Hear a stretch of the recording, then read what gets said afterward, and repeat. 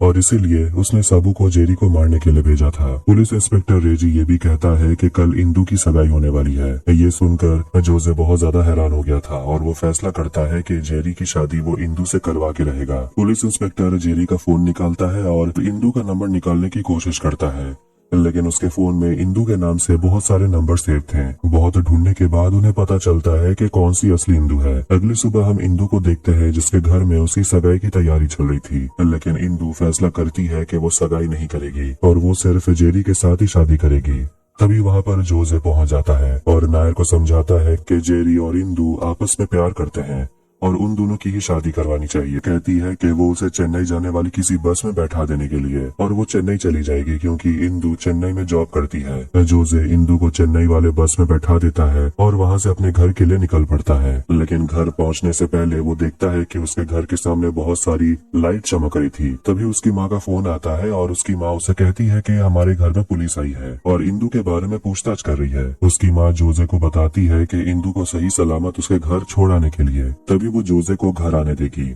Jose बहुत ज्यादा tension में आ गया था और वो उसे मिलने के लिए वहाँ पर इंस्पेक्टर रेजी पहुँच जाते हैं और जोजे को बताते हैं कि लड़की का बाप आर्मी ऑफिसर है और वो कुछ भी कर सकता है, इसीलिए उसकी लड़की को घर छोड़ने के लिए कहता है। लेकिन जोजे बताता है कि उसने तो इंदू को चेन्नई जाने वाली बस में बैठा दिया है और वो चेन्नई के लिए निकल चुकी है। जोजे तुरंत अपनी गाड़ी लेकर बस का पीछा करने के लिए चला जाता है और पीछा करते पहुँच गया था क्योंकि बस के अंदर इंदू ने बता दिया था कि वो किस बैंक में काम करती है। इंदू उसे समझाती है कि वो अब घर वापस नहीं जा सकती और जोजे को यहाँ से जाने को बोलती है। जोजे जाने से मना कर देता है। तभी वहाँ पर सिक्योरिटी आकर जोजे को बाहर निकाल देती है। जोजे भूखे प्यासे रास्ते में घूम रहा था, तभी उसे वहाँ पर एक छोटा लड़का दिख जाता है जो जोजे से कहता है कि रहने के लिए रूम चाहिए क्या। जोजे लड़के के साथ एक होटल में रहने के लिए चला जाता है, लेकिन होटल में नहाने के लिए पानी तक नहीं था, जिसके लिए जोजे होटल के मालिक से अपना पैसा रिफंड मांगता है, लेकिन होटल मालिक पैसा रिफंड दे उसकी बॉस जेरी को बहुत ज्यादा डांटने लगती है। जेरी अपने केबिन में आता है और उसे मिलने के लिए उसकी कलीग सितारा आती है और उसे बताती है कि जेरी का पासवर्ड का इस्तेमाल करके किसी ने 70 लाख रुपए ट्रांसफर कर लिए हैं। जेरी को कुछ समझ नहीं आ रहा था कि आखिर सितारा कहना क्या चाहती है। सितारा पूरी कहानी बताती है और कहती है कि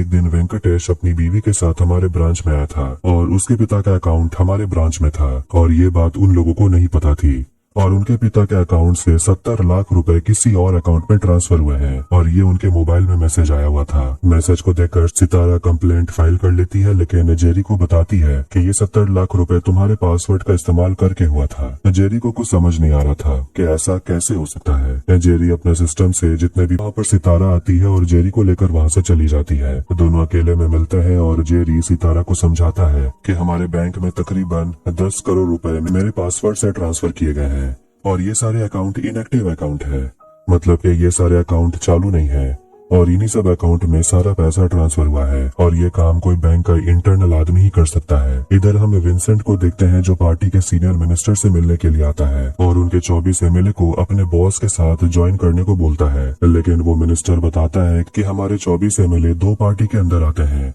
और ये दोनों पार्टीज गठबंधन में है और चाहे कुछ भी हो जाए ये 24 एमएलए अपनी पार्टी नहीं बदलेंगे। विंसेंट समझाता है जल्दबाजी में फैसला नहीं लेने। तभी हम देखते हैं कि विंसेंट का बॉस वहाँ पर आता है और उसका नाम है वेट्रीवल सनमुगा सुंदरम और सभी उसे वेट्री सर कहकर बुलाते हैं। जैसे ही वेट्री वहाँ पर पहुँचता है सारे 24 एमएलए उसके पास आ जाते हैं। दरअसल वेट्री शहर का बहुत बड़ा बिजनेसमैन है, लेकिन वो इलीगल काम भी करता है और वो खुद की पार्टी बनाना चाहता है ताकि वो पूरे शहर को खुद से कंट्रोल करे। इसीलिए उसने 24 एमएलए को अपने पार्टी में शामिल किया। ये खबर एक न्यूज रिपोर्टर सभी को बताने लगते हैं कि ऑपोजिशन पार्टी के 24 एमएलए पार्टी बदलने को तैयार हो गए और उसके लिए सभी को 100 करोड़ रुपए है और उसे मार डालता है। वेट्री अपने आदमियों से कहता है कि फाइनेंस मिनिस्टर गंगा स्वामी को बुलाने के लिए और उसे बताने के लिए कि अब इस राज्य को हमारी पार्टी चलाने वाली है। अगले सीन में जोजे को देखते हैं जिससे मिलने के लिए इंदू आती है। जोजे इंदू को समझाता है कि मैं घर वापस नहीं जा सकता क्योंकि अगर मैं घर गया तो वहाँ पर पुलिस मुझे पकड़ लेगी, इसीलिए कुछ दिनों तक मुझे यहीं रुकना होगा और उसके लिए जोजे इंदू से मदद मांगता है और उसके लिए कोई काम ढूंढने को बोलता है। इंदू जोजे की हालत देखकर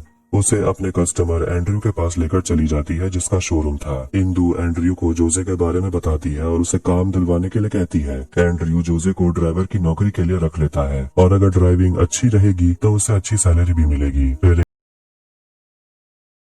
और वो उसे रहने के लिए एक फ्लैट दे देता है। जोसे अपनी माँ को फोन करता है और उसे भी चेन्नई अपने पास रहने के लिए बुला लेता है और वो सभी लोग खुशी खुशी वहाँ पर रहने लग रहे थे। अगले सीन में जेरी सितारा दोनों वेंकटेश की बीवी के पिताजी का पता ढूंढ लेते हैं और वो दोनों उनके पिता से मिलने के लिए जाते हैं। लेकिन वहाँ पर उन दोनों को पता चलता है कि उसके पिताजी का बैंक में कोई अकाउंट है। कर पुलिस स्टेशन वेट्री के खिलाफ कंप्लेंट लिखवाने के लिए जाते हैं। पुलिस वाला उनकी कंप्लेंट लिख लेता है और इंदु पुलिस वाले को पूरे स्कैम के बारे में जानकारी देती है और ये भी कहती है कि इस सब के पीछे वेट्री का हाथ है और उसी ने जेरी को मरवाया। वेट्री का नाम सुनकर पुलिस वाला चौंक गया था और इंदु को फंसाने की कोशिश करता है कि आपने एक नया बॉयफ्रेंड ढूंढ लिया और इसीलिए आपने पुराने बॉयफ्रेंड से पीछा छुड़ाने के लिए उसे मरवा दिया। इंदु गुस्सा हो गई थी और कहती है मैंने ऐसा कुछ भी नहीं किया। तभी हम देखते हैं कि इंस्पेक्टर सुकुमार वेट्री को लेकर पुलिस स्टेशन पहुंचते हैं और पहली बार जोसे से वो मिलता है और बताता है कि उसने सितारा को मरवा दिया और तुम दोनों का भी यही हाल होगा।